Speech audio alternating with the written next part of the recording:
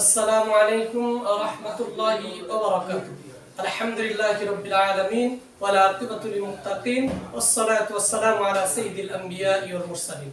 সম্মানিত দর্শক ও শ্রোতা মণ্ডলী, আমি ফজলুল হক হাতিমি জান্নাতের দিকে চ্যানেলের পক্ষ থেকে আপনাদের সকলকে জানাচ্ছি আন্তরিক অভিনন্দন ও মোবারকবাদ।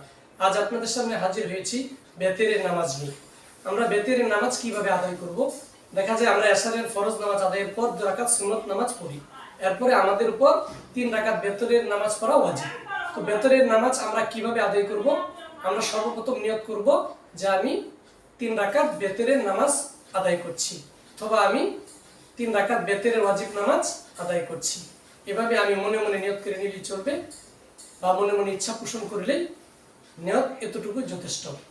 এরপর আমি নিয়ত করার পর তাকবীর দিয়ে হাত বাঁধবো, হাত বেঁধে সর্বপ্রথম আমি সানা পড়ব। সানা পড়ে এরপর আউযু বিল্লাহ বিসমিল্লাহ পড়ে আমি সূরা ফাতিহা পড়ব। সূরা ফাতিহা তথা আলহামদু শরীফ পড়ে তার সাথে অন্য একটি সূরা মিলিয়ে পড়ব। তো সূরা ফাতিহা অন্য সূরা শেষ হওয়ার পর আমি রুকু সিজদার মাধ্যমে 1 রাকাত সম্পন্ন করব। এরপর আবার দ্বিতীয় রাকাতের উদ্দেশ্যে দাঁড়িয়ে যাব।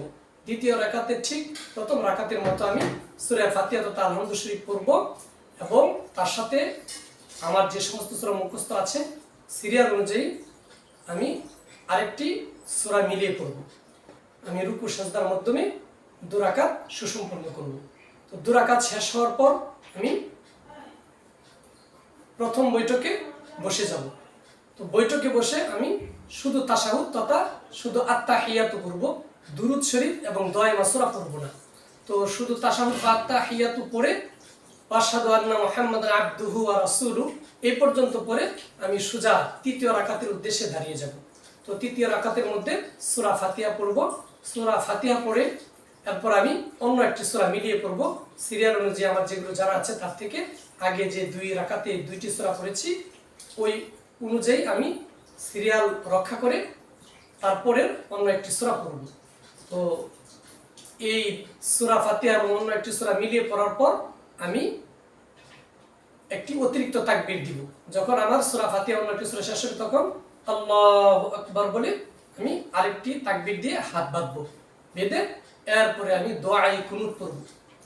এই দোয়ায়ে কুনুতটা আমরা শিখে নেব।